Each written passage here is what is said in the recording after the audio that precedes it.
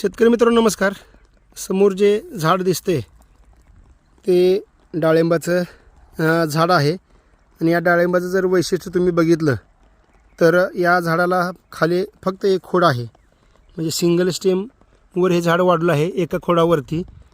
आणि ही जी टेक्निक आहे ती प्रवीण डाळिंब एक खोड पद्धत या टेक्निकनं ही जी सदर बाग आहे तिची लागवड केलेली आहे. जवळजवळ 3.5 ते 4 हजार झाडांचा हा प्लॉट आहे. शेंद्री तालुका बार्शी जिल्हा सोलापूर येथे ही बाग आहे. आणि सदर बाग ही मान्य श्री दत्तात्रय गावसानी साहेब जे विभागीय कृषी विभागातील विभागीय सहसचिव आहेत त्यांची बाग आहे. आणि 3 ते 4 वर्ष या टेक्निकचा त्यांनी अभ्यास करून या बागेचा हा मोठा प्रोजेक्ट इथं उभा केलेला आहे. आणि या बागेची जी लागवड आहे, लागवडीचं अंतर 7 बाय 11 आहे. दोन्ही साईडहून वेडमॅटचा वापर केलेला आहे तण नियोजन करण्यासाठी. ड्रीप ही जी आहे ती अलगद हवेत टांगती बांधलेली आहे.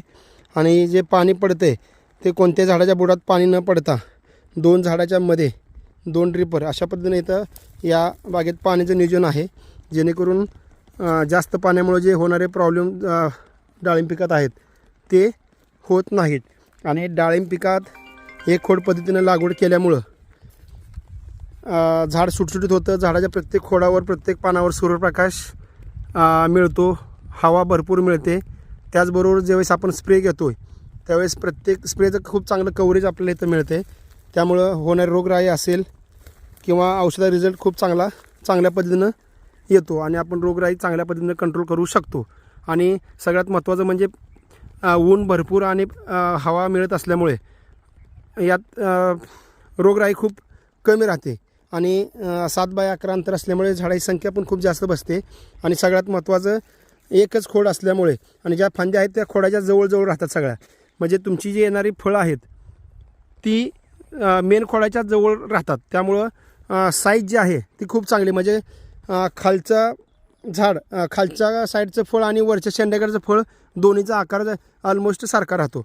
मेन खोडाच्या जवळ असल्यामुळे झाडाचा फळाची साईज पण खूप चांगल्या पद्धतीनं राहते. तर गवसाने साहेबांनी खूप चांगल्या पद्धतीने इथं जवळजवळ 3.5 ते 4 हजार झाडांचा हा प्लॉट इथं डेव्हलप केलेला आहे. नक्कीच सर्व शेतकऱ्यांना एक रोल मॉडेल इथं उभं केलेलं आहे. त्याबद्दल नक्कीच साहेबांचं खूप खूप आभार. आणि नक्कीच असे वेगवेगळे प्रयोग जर अधिक